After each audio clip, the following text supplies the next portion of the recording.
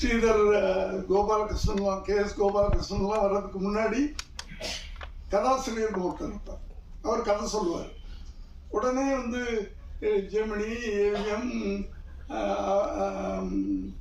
அவங்கள போகிறவங்க கதை இலாக்கான வச்சுருப்பாங்க. அந்த கதையில் உட்காந்து அவங்க டிஸ்கஸ் பண்ணுவாங்க. டைலாக் ரைட்டர்னு ஒருத்தர் தனியாக இருப்பார், டைரக்டர்னு ஒருத்தர் இருப்பார். இது ஒரு பீரியட். நான் வந்து அசிஸ்டன்ட் டைரக்டராக வந்த காலங்களில் 70 வரைக்கும் அப்படி இருந்துச்சு. இந்த ஸ்ரீதர் கோபாலகிருஷ்ணன் அவங்களாம் வரும்போது ரைட்டர் டைரக்டர் ஆகிட்டாங்க. ஸோ நான் எதுக்கு சொல்ல வந்தேன்னா, ஒரு ஒரு ஒரு ரைட்டர் எழுத்தாளன் அப்படின்னு சொன்னாலே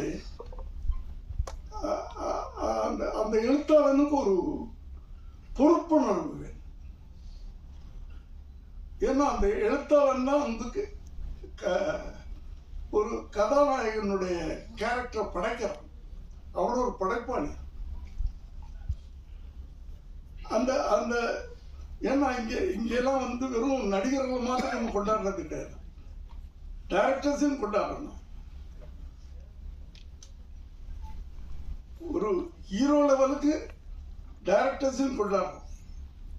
ஸோ அவங்களுக்கு ஒரு பொறுப்புணர்வு வேணும். ஒரு நல்ல படம் கொடுக்கணும். அந்த படத்தை பார்த்தா 4 பேர் அதை ஒரு ஐக்கானை எடுத்துக்கணும்.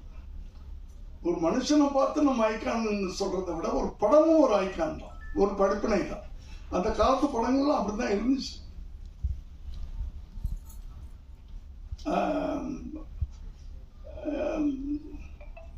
இப்போ சில படங்கள்லாம் பார்க்கும்போது ரொம்ப கஷ்டமா இருக்கு,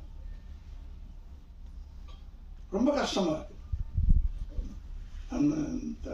தனியா சொல்லணும். ஏன்னா ஒரு ஒரு ஒரு எழுத்தாளன் படம் பார்க்கிறவனுக்கு ஒரு ஐக்கானா இருக்கணும், ஒரு முன்னோடியா இருக்கணும்.